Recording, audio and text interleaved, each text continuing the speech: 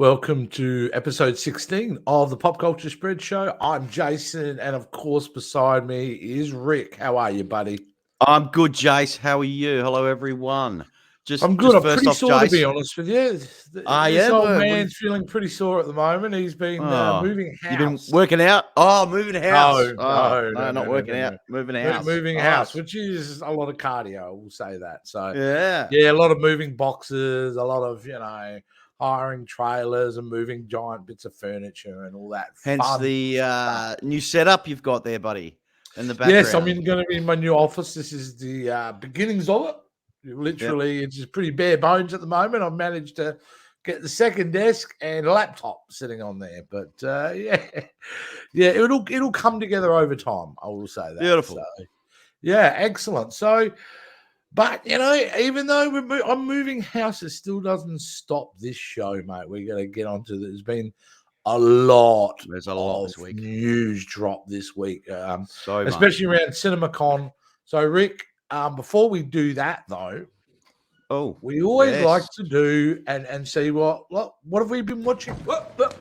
Here I come. Here I come. Here I come. Here I come. All right, Rick. I will make a confession. I haven't been watching a lot. In fact, I haven't been watching anything new because I've been moving. That's my excuse. So it's all on you this week. Fair enough. It's all on me this week. Oh, killer. Well, I actually got recommended this show, and I didn't even know. The show's been around since 2020, and I'm talking about Solar Opposites. Now, I don't know if you guys are familiar with Solar Opposites. These are the guys who created Rick and Morty, so it's kind of like their second show that they've done. Now, I've got to say, basically the premise is it's a family of aliens that move to Middle America where they debate whether life is better there or on their home planet. If you love Rick and Morty, you are going to absolutely love this show. It has got everything that Rick and Morty has and more. And they just take it to the next level with this. And it's Justin Roiland. Is he doing voices? Justin Roiland, he's doing, Tom Middlestitch as well. Has a whole other cast, but it's so good. So, like I said, if you are a Rick and Morty fan, I do highly recommend this. And the only place that you can watch it, obviously in Hulu over in America, but if you've got here in Australia, it's Disney Plus, which was Disney Plus. Oh, of course, Disney Plus is on there under the Fox umbrella. Yeah, correct. So definitely worth. It's got everything. Definitely not for kids, but Yeah, I've been meaning to watch it. It's not like I just haven't gotten around to it. It's just we live in a content-rich world, don't we? So, but there you go. All right, Rick. Because I don't have anything to add, I think we'll just move straight into Marvel and DC. I'm vengeance. All right, now we got a chunk to talk about this week. CinemaCon, which I mentioned before, is this convention they have every year in America, Las Vegas especially, where all the theater owners get to go to this event and they roll out all the biggest directors, studios, Hollywood stars to talk about what films are going to be playing in their theaters all across America.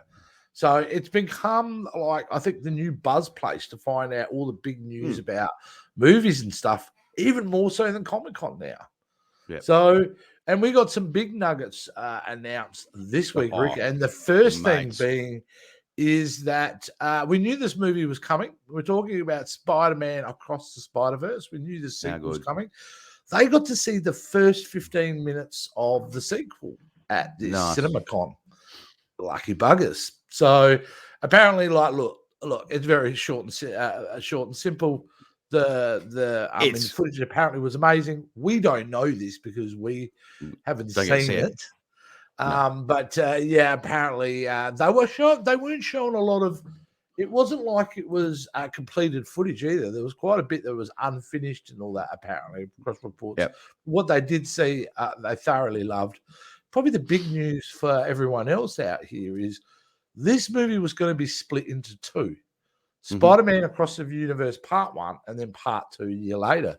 Well, they've abandoned that now. So there will be Spider-Man Across the Spider-Verse, and then the sequel. There will be a whole new sequel to that called Spider-Man Beyond the Spider-Verse. Cool. So They've obviously decided to keep this second story its own kind of self-contained story, which obviously would link to the third one. But yeah, there you go, which is great, which is really exciting. They were saying in it as well, Rick, that in the last movie they had 40 characters, like animated characters. Apparently they're like 240 in this one. So the scale, it's apparently the biggest animated production ever produced. 240. Yeah, in the sense of how many people are involved in this. So Sony are throwing all the money at it. Mate, so I'm really excited. It's one of the best Spider-Man movies ever made. If it's anything like the like 2018 when that one came out, mate, this is going to be up there. So very, very pumped to see this. Very excited. Very excited. Cool. Now, all the major studios were coming out. We just mentioned Sony, but Warner Brothers decided to talk about what's coming up for them. And I suppose the only big news that came out of their presentation was the fact, and this is no real big surprise to anybody. We knew it was going to happen. That is, we get the sequel to Batman 2 announced by Warner Brothers. So they are working on it. The director's back. Robert Pattinson's back. So, yeah, it's a bit of a no-brainer, I think. You know. Well, yeah. Why wouldn't it? I mean, it's their massive hit of the year, isn't it? It's their massive hit. It's a money train for them, so why wouldn't they do it? Yeah, why wouldn't you? You know, and it's a great film. The problem with the Batman now, I'm thinking about it, Rick, though, is rewatchability.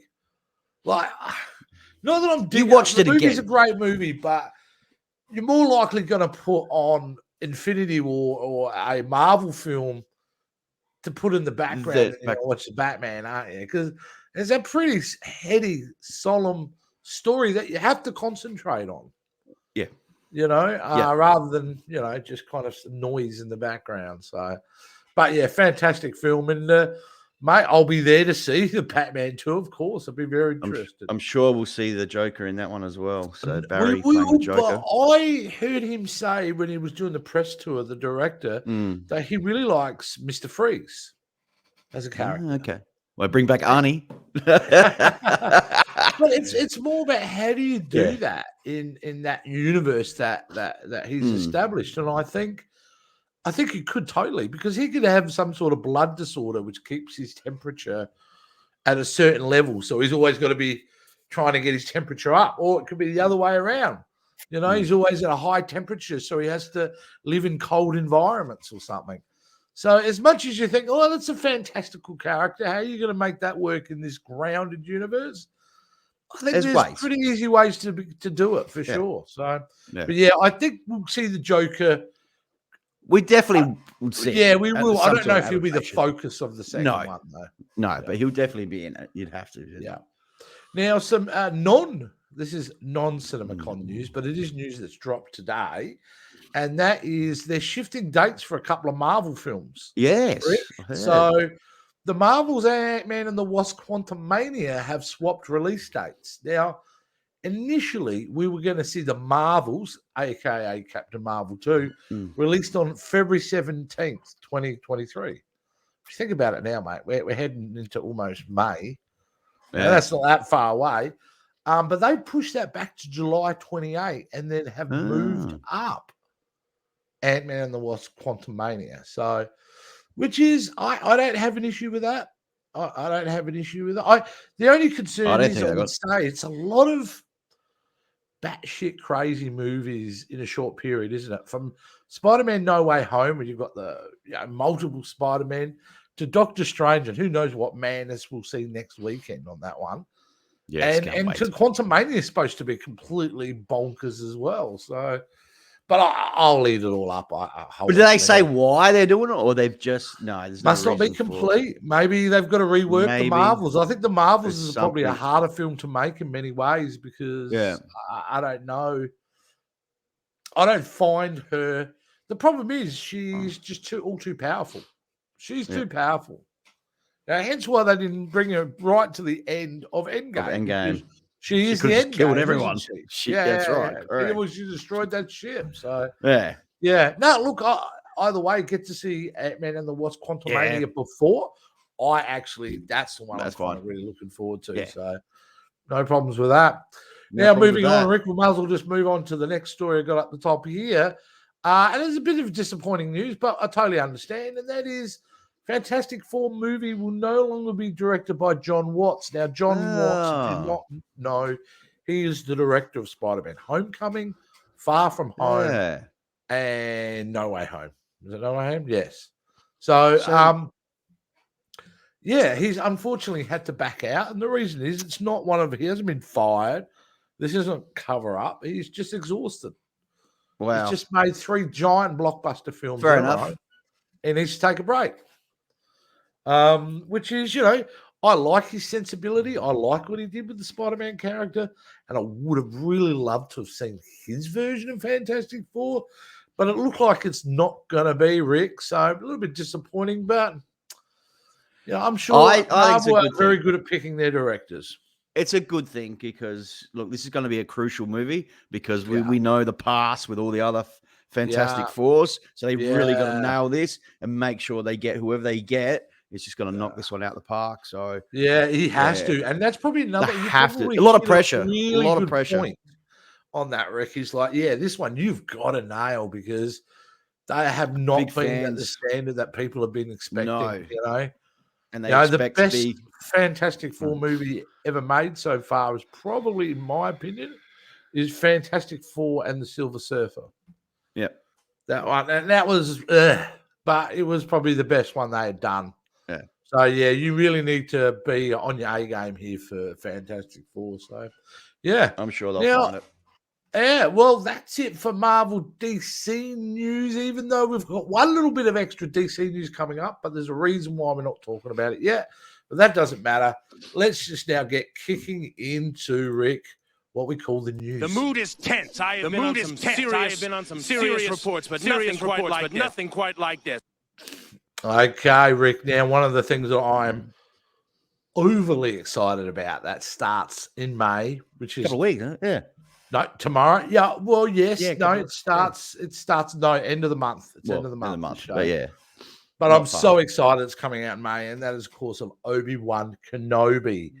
The limited. Of course series. You are, dude. Of course I am. Hayden Christensen back as well.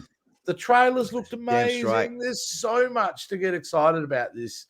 As a Star Wars fan, I'm absolutely tickled pink. So anyway, the story is, and this is a no-brainer, it's really a feel-good story for me and something that reinforces that they're on the right track with this show. Yeah. And that is that Ewan McGregor is totally up for another Obi-Wan Kenobi return. Good. So, which is just wonderful. So, he goes, if I was to get an opportunity to do it again, I'd be totally up for that. Here I go again. It's like me knocking at Disney's door again. And the actor also said it was nice to come back and bridge the gap between me and Alec Guinness for the series, adding that he's got much or more out of playing him this time than he did in the first 3 movies put together. Now, that's great. If the actor's enjoying himself, it means he's putting on a good performance, And he goes, that's to do with the writing and the people that we're making the series with and the technology and how different everything is.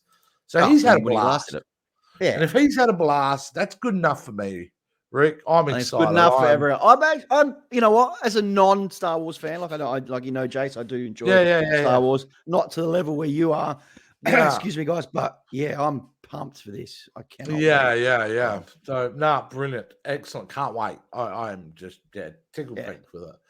Now we're moving on to another little bit of DC news, and this is kind of leading up to the last. This is the first part of 3 little mini stories that all kind of relate, and it's about cancellations we're talking about. Now I'm talking about the CW world here in the world of streaming. Streaming or cable TV. I don't know what it is over America now, whether it's still like on a free-to-air channel or something. But anyway, the CW's decided pretty efficiency, like, that's it, Batwoman, you're out of here. Wow. So Batwoman and DC Legends of Tomorrow have both been cancelled by the CW. Legend of Tomorrow has been going for a while, but back 7 seasons. Batwoman 7 seasons that show got. Batwoman. Which I was lucky to have watched I watched the first season. I think that was it. Yeah. They're not the greatest shows. They're not the shows that just grab you and go, yeah. Yeah. And they're you can see heavily what's on the gonna happen. cheese. They're very cheesy. Yeah. I'm really surprised this lasted the next season, really. Yeah. Batwoman. So, Batwoman, which only got 3 seasons. So after 3 seasons, it was done. So, look, it never had a great start. And I don't know how good the following was or big the following of the show was. But I think we're getting to the point now, Rick, with the CW shows probably starting to come to an end. So all the CW universe might be over within a couple of years or not. So we're going to just pump straight forward to the next cancellation we got. And these next 2 ones are around Netflix. So Space Force has been grounded as Netflix has cancelled the Steve Carell series after 2 seasons. Oh, man. It's such a great show. Yeah, I know. I remember us doing a review on it. You dug it. I love it. It was so good, man. Malkovich was amazing in this. But why? Come on, Netflix. Okay, this is it. And another show, and I'm going to bounce back between these two. Yeah. It's a show I've never heard of called Raising Dion, which has also been cancelled after 2 seasons at Netflix. Now, I can't think off the top of my head, Rick, because I probably should have done a bit more research, but I've been moving, so there we go. Netflix have a habit of being really ruthless with their shows. There are so many quality shows that, like yourself, you love and other people love and build fan bases, and they get rid of them after 2 seasons. And there must be the reason has to be pretty simple, doesn't it? If people aren't watching it, they're not going to muck around. I don't think Netflix are in the game of letting a show build over multiple seasons, which is so look, we'll give it to you, but if you don't watch it, it's gone. It's gone. So I must admit, I think everyone involved in Space Force would probably be disappointed because you have talent on that show. And it was, as you said, the second season was a good season. So good. It was a solid season, and it was. But I think what Netflix kind of lack with their shows is, and they should do probably more towards what Disney do, release it like an episode every week. Don't just dump the whole lot because you're right. People are going to watch it and go, okay, I'm done. All right, you're not creating the water cooler scenario, are you? And what's what you want for a show is like someone. Did you watch last night's episode of Halo or Picard or Moon Knight? You know, and then you kind of build this community and this anticipation each week as you get. Yeah, Netflix needs to absolutely, I agree with you, abandon its just dump everything at once and start doing things week to week. And Netflix, as we know, too, in a bit of trouble. They're losing subscribers. They're constantly in debt. They're always in debt, and this bubble's probably going to burst. So, I think it's pretty ruthless. And it doesn't give you a lot of faith that a show that you love will get a long-term series, out of Netflix. You might get a Stranger Things where you'll get 4 seasons, maybe, but I remember when they did Arrested Development years ago, they only ended up making 2 seasons and got rid of it as well. So they don't care who you are. They don't care who you are. You can be Steve Carell, mate. You can be John Malkovich, even Ben Schwartz, voice of Sonic, mate. So you're Gonski. Mate, there you go. Yeah. So wow. It's a disturbing trend for Netflix. See, I don't know anything about Raising Dion. I think it's like it's focused to a younger audience. Yeah, I'm not sure. I've seen it, but not actually watched it. But I've seen it on Netflix. Yeah, so it didn't kind of interest me. No, it wasn't, and that's the problem, Rick. Because we've got so many different streaming services now, with so many good choices. Well, I'll be honest with you. At this stage, I'm not watching Netflix much at all. Well, what's their draw card? Nothing. Really? I mean, there's lots of draw cards because, from what's our draw card to it, not a lot. I mean, Disney's where it's at for us because we're Marvel, Star Wars, all that kind of thing. Like for me, it's all about Paramount Plus because I'm big into Star Trek and all that type of thing. And don't forget the show that we do on Spectrum Sanctorium, Captain's Quadrant every week. But yes, I don't watch a lot of Netflix. I don't watch a lot of Netflix. So They need to change because I would not be surprised if Netflix one day becomes the first victim in this war of streaming. Because there's big players now with big guns. So, They it'll be come interesting. up with something. They got to come up with something. Too, we've got, we've got Disney. We've got Paramount Plus, which is doing a good job. Amazon Prime. Amazon Prime is fantastic. I would never get rid of that. We have something called Binge here, which is kind of HBO related in our way. With a lot of the HBO Max stuff we get through that streaming platform here in Australia. Except the Batman, but anyway. Except the Batman, which we will get that. It'll just won't be until after its digital release. But generally they're pretty good. So it's Netflix. Too many streaming services. Stop cancelling shows. Like, let them build. Let them become great. Yeah. I mean, how many shows, if you look back at, and you go, oh yeah, but when you get to season 3, it's amazing. Star Trek Next Generation. I'll put that out there as a Star Trek reference. Sopranos, I would say, it was good, but it was amazing by season 3. That's right. Breaking Bad, season 3, one of the best seasons they did. Like, shows, Sons of Anarchy from season 3 on. Like, you've got to let these shows kind of build. You know, they learn from themselves as they go over through the seasons. But I mean, they must have data of just how many views they get after. Yeah, and they've probably got to be ruthless now because of their business model, which is, we'll stop putting shitty movies up there as well. Investing stop putting shitty movies up there. Oh, man. God. Yeah. So, and that's the problem too. I mean, you'll get a Power of the Dog, occasionally. That'll slip through. Yeah. But, I mean, really, you look at Apple Plus, their streaming services, they're really pumping out like the top tier kind of Oscar stuff at the moment. So it'll be interesting to see what Netflix, how it kind of goes over the next couple of years. So well, that's it, Rick. See. Hey, did we miss it? Did we miss one? Do we miss a story? We're not going to talk about it. I don't really care. What did I miss? Justin Lin. Are we? Just how could we forget that? That's kind of. Well, that's going back to the news, but let's go to that. Sorry about that. When we talked about Fantastic Four movie director dropping out, he is not the only one, Rick. No, the director I really care about this movie is no more. Justin Lin. Now, Justin Lin has been involved since when? What? 5? Fast and Furious 5. He's been around for a while. 10, and he's been really shepherding the crazy, going into space kind of storyline. You know what I mean? But for some reason, he's decided that he's stepping back as director. I think it's creative differences, as they call it, which is pretty amazing to me because they're at the tail end of the series. And the reason this is it.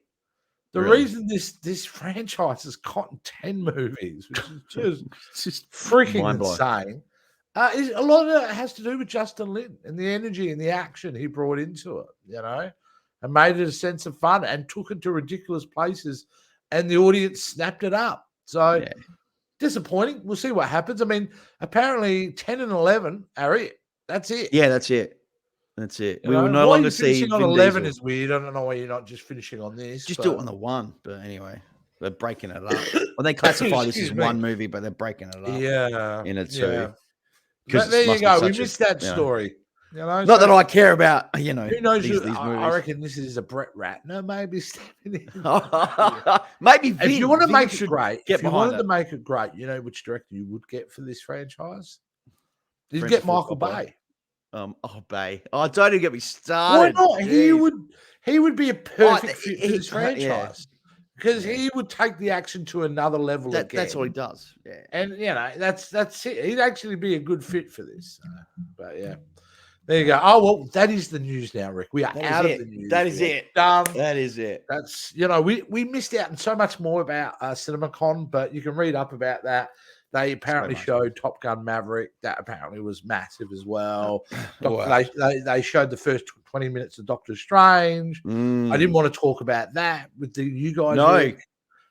All the guys out there because it's next week. It's being released. So we'll talk about that in our spoiler review. Which we will be doing a round table, I believe. I don't know if that's yet to be confirmed with our friends at 2B Scene on the new Spectrum Sanctorum channel. But we'll also probably do an out of the theater review too, Rick. Yeah. Where, we've walked straight out and our impressions and all that type of thing. So there'll be lots to talk about around Doctor Strange. So, of course, Rick. Now, what do these guys do if they want to engage, if they want to give their opinion, if they want to let us know what they're thinking and what their thoughts are? How do they do it? Guys, give us a thumbs up for the video. Also, hit that like button for us as well. Hit that notification bell so you know exactly when our videos pop up. Follow us all on our social media sites. Like, share, subscribe, comment, do all the great things. We really, really appreciate it. And if you guys are big fans of podcasts, then jump onto our podcast and listen to the shows that we upload. We go on Spotify, Apple, and Podbean as well, guys. So you can listen to us on the way to work. And if you want to look as fashionable as me and Jace, and you want some cool merchandise, then pop down to popculturespreadstore.com and check that all out. All the links are down below, guys. And I am losing my voice. Yes, I was going to say, the fact that I've just come through that was actually quite impressive. Come on, I've been sick the last couple of days. Not COVID, but just, But I appreciate it, guys. Thank you so much. That was a marathon effort, mate, because I can hear your voice going. And I hear headphones. I'm like, oh, no, I'm dying. All right, guys. Well, that's it for this week. We'll catch you next week on the Pop Culture Spread Show, won't we, Rick? We will. Thank you very much, guys. All right. See you guys.